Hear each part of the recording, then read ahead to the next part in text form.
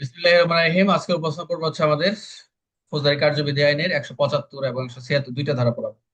খুবই ইম্পর্টেন্ট একটি ধারা, পরীক্ষায় আমাদের আমাদের লাগে প্রায়, এটি নিত্য প্রয়োজনীয়। অর্থাৎ তদন্তের আমরা যে আহ সুরতহাল করতে গিয়ে যে আমরা সাক্ষীটাকে ডাকি, আলাদা করে স্পেসিফিক ভাবে আমাদের আইনে কিন্তু সাক্ষী ডাকার একটা ধারায় আছে, বাট একমাত্র বলা রয়েছে সুরতহালের ক্ষেত্রে আইনগত যে প্রক্রিয়ার ভিতরে এই ধারায় আপনি ডাকতে হবে। অন্য অন্য সেকশন লেখা যদি লেখেন যে 100 এই সুরতহালের যে 103-এর 2, 280 বা এরকম লেখেন তাহলে গাইডে দিবে। এখানে বলছে ফৌজদারি কার্যবিধি শুরুতে বলছে যে 174 অনুযায়ী পুলিশের নিকট যে ইনকোয়ারি বা তদন্তের ক্ষেত্রে 175 আপনি তলব করার ক্ষমতা রয়েছে, পাওয়ার টু সমন পার্সন।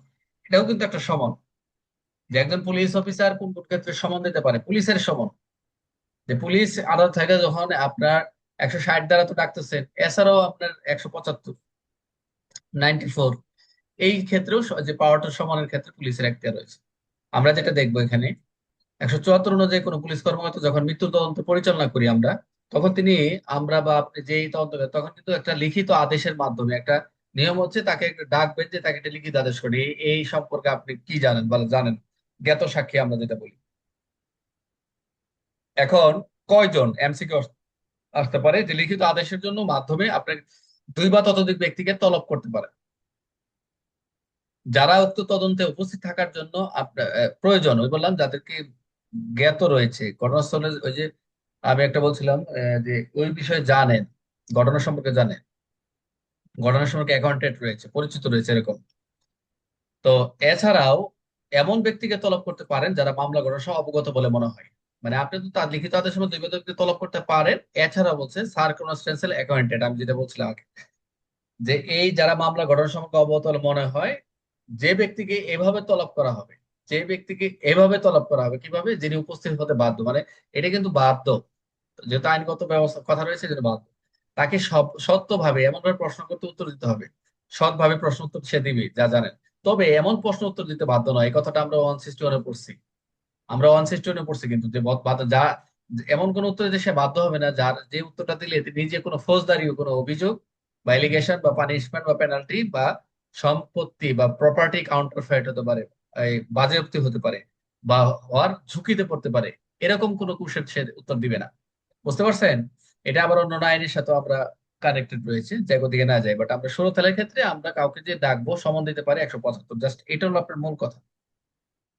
তাহলে 175 এক দেখলাম, আমরা 175 আমরা ডাকি। এখন এই তদন্ত থেকে আমলযোগ্য অপরাধ যদি, যেটা হচ্ছে কগনিজেরও প্রকাশ না পায়, মানে যেটার জন্য ডাকতেছেন একটা সুরতহালের ক্ষেত্রে সবগুলাই তো এখন, আপনি তো 174 আমরা পড়ছি যে কোনো ব্যক্তি আত্মহত্যা, কোনো কোনো কারো কোনো যন্ত্র দ্বারা, কোনো প্রাণী দ্বারা, কোনো দুর্ঘটনার ফলে, অথবা আরেকটা পড়ছিলাম যে এমন ভাবে মারা গেছে যে কোনো এমন ভাবে সন্দেহ হচ্ছে, দেন এই সন্দেহ সাসপেক্ট হলেই আপনি কিন্তু এমন কোনো আহ, কোনো অন্য কোনো ব্যক্তি বা প্রাণী অন্য কোনো মাধ্যমে তো এসে নিহত হয়েছে বলে মনে হয়, আপনার সন্দেহ হচ্ছে, তখনই তো আপনার যদি কগনিজেবল প্রকাশ না পায়, সেখানে 170 দ্বারা প্রযোজ্য নয়।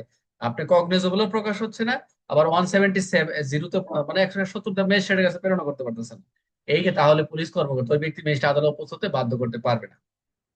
বুঝতে পারছেন? এইটা একটা খুবই ইম্পর্টেন্ট একটা প্রশ্ন, যে কখন কোন ক্ষেত্রে একজন ম্যাজিস্ট্রেট, একজন পুলিশ কর্মকর্তা একজন ব্যক্তিকে বা একজন সাক্ষীকে আপনি ম্যাজিস্ট্রেটের সামনে আসামি বাধ্য করা যাবে না। খুবই ইম্পর্টেন্ট। কার্যবিধি গুলো ভালো করে পড়েন, রিডিং পড়েন, খালি দৌড় দেন না। এই হলো মোটামুটি 174 এবং 175-এর 1 এবং 2, আপনারটা পড়ে দেখেন। তাহলে 174 অনুযায়ী তদন্তকালে সাক্ষীকে তলব করার ক্ষমতা আছে কার? উত্তর হচ্ছে পুলিশ কর্মকর্তা, ধারাগত 175। তাহলে ব্যক্তিকে তলব করার ক্ষমতা আছে কোন ধারায়? 175। 175 অনুযায়ী কে তলব করবে? অবশ্যই পুলিশ কর্মকর্তা। 175 অনুযায়ী কোন ব্যক্তি তলব করা যায় কতজন ব্যক্তিকে? দুই বা ততোধিক। তলব করা ব্যক্তি কি করতে বাধ্য? অবশ্য উপস্থিত হয়ে সত্য কথা বলতে হবে। কোন কোন প্রশ্ন উত্তর কোন প্রশ্ন উত্তর বাধ্য নয়? যে প্রশ্ন যার তাকে অপরাধের ঝুঁকিতে ফেলতে পারে এমন কিছু। 175-2 অনুযায়ী পুলিশ কাকে আদালতে বাধ্য করতে পারবে না? যখন আদালত আমলযোগ্য অপরাধ যদি প্রকাশ না পায়, অযথায় তাকে আপনি বাধ্য করার সুযোগ নাই। 175 ধারার তদন্তের সাথে সম্পর্কিত কি যেটা হচ্ছে 174-এর সাথে কানেক্টিভিটি। তলব করে আদেশকে দিতে পারবে অবশ্যই, অবশ্যই লিখিত ভাবে। 175 উদ্দেশ্যে কি? যাতে এই মৃত্যুর তদন্ত করতে গিয়ে যে তথ্যগুলো সংগ্রহ করা, কালেক্ট করা, আর কিছু না। তলবকৃত ব্যক্তিরা কি করতে হবে? অবশ্যই উপস্থিতের সত্য কথা বলবে, যেটা দেখলেনি। এখানে উদাহরণ রয়েছে, উদাহরণ আপনি দেখলামই, যে কোনো স্থান মারা গেছে, সেখানে ঘটনাস্থলে আপনি দুজন ব্যক্তিকে লিখিত তলব করতে পারেন, তাদের ঘটনার সময় প্রশ্ন করতে পারেন, যাতে তারা ওই বিষয়ে জানে এবং আপনাকে জানাতে বাধ্য। এই হলো আমাদের 175। বুঝতে পারছেন আপনারা?